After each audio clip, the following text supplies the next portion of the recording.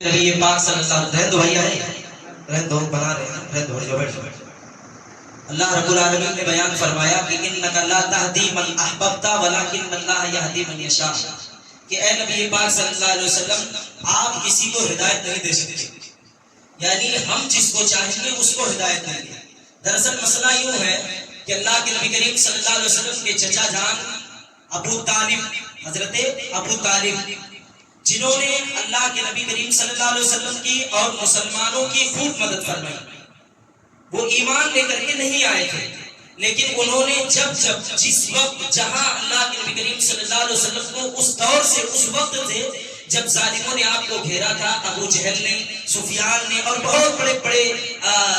مکہ کے رؤساء و سرداروں نے جب گھیرا تھا، تو اس وقت آپ کے چچا ابو طالب نے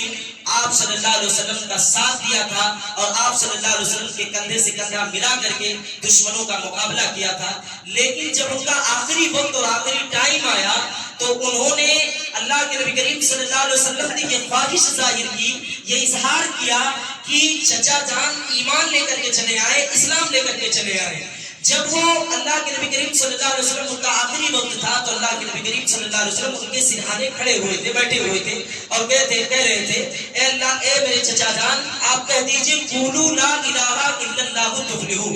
آپ کہہ دیجئے لا الہ الا اللہ، اللہ تعالیٰ آپ کو کامیاب کرے گا اور میں اللہ رب العالمین سے سفارش کر لوں گا آپ کے لیے کہ اللہ تعالیٰ آپ کے عذاب کو ہلکا کرے دے۔ لیکن آپ صرف اور صرف اللہ رب العالمین کے کلمے کا اقرار کر لیجئے اور لا الہ الا اللہ محمد رسول اللہ کا زبان سے اقرار کر لیجئے۔ لیکن دوسرے سرہانے پر آپ صلی اللہ علیہ وسلم کے دوسرے چچا جان بیٹھے ہوئے تھے اور انہوں نے کہا کہ ابو طالب، تو پوری زندگی اپنے باپ داداؤں کے دین پر تھا اور جب آخری وقت ہوا، تیرا آخری وقت جب آیا اس دنیا سے رخصت ہونے کا، تو دین محمدی کو ایکسپٹ کرے گا اور قبول کرے گا؟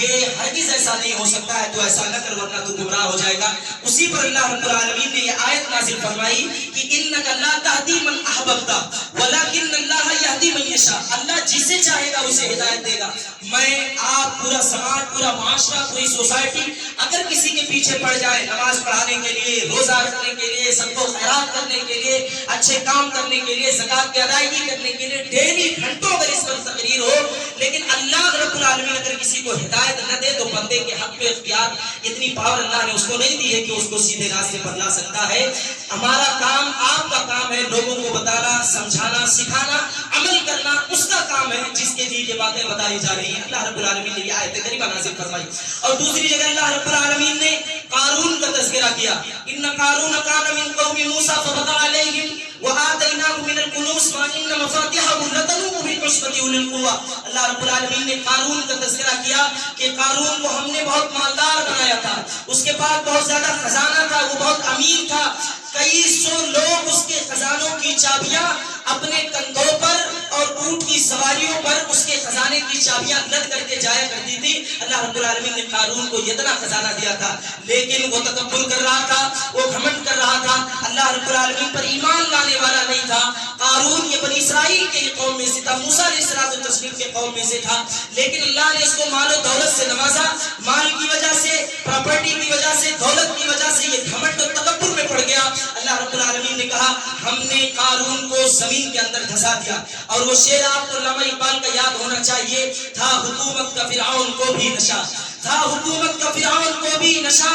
جب وہ دنیا سے جانے لگا تو کہنے لگا کہ ایسی جنت بنانے سے کیا فائدہ، ایسی دنیا داری سے کیا فائدہ، اس مال سے، اس پراپرٹی سے، اس جائیداد سے کیا فائدہ جو ہمیں اللہ رب العالمین کی بنائی ہوئی جنت میں نہ داخل کر سکے، جو ہمیں اللہ رب العالمین کے بنائے ہوئے جنت الفردوس کے اندر داخل اور جہنم سے نجات نہ دے سکے۔ ایسی دنیا اور ایسی مال اور ایسی دولت، ایسی شہرت، ایسی عزت ہمارے لیے بیکار ہے۔ اللہ رب العالمین نے آیت کریمہ نازل فرمائی۔ اللہ رب العالمین سے دعا ہے الہ العالمین تو کہنے سننے سے زیادہ ہم تمام لوگوں کو اس پر عمل کرنے کی توفیق عطا فرما۔ بار الہ تو ہماری نمازوں کو قبول فرما، بار الہ تو ہمارے صدقوں خیرات کو قبول فرما، بار الہ جو ہم میں سے پریشان ہے ان کی پریشانی کو قبول کر، ان کی پریشانی کو دور کر دے، بار الہ جو ہم میں سے مصیبت زدہ ہے ان کی مصیبت مصیبتوں کو دور کر دے، بار الہ جو تکلیف میں ان کی تکلیف کو دور کر دے، بار الہ جو بیمار ہیں ان کی بیماری کو دور کر دے، بار الہ جو اس دنیا سے رخصت ہو گئے مولا کریم تو ان کو کروٹ کروٹ جنت الفردوس نصیب فرما،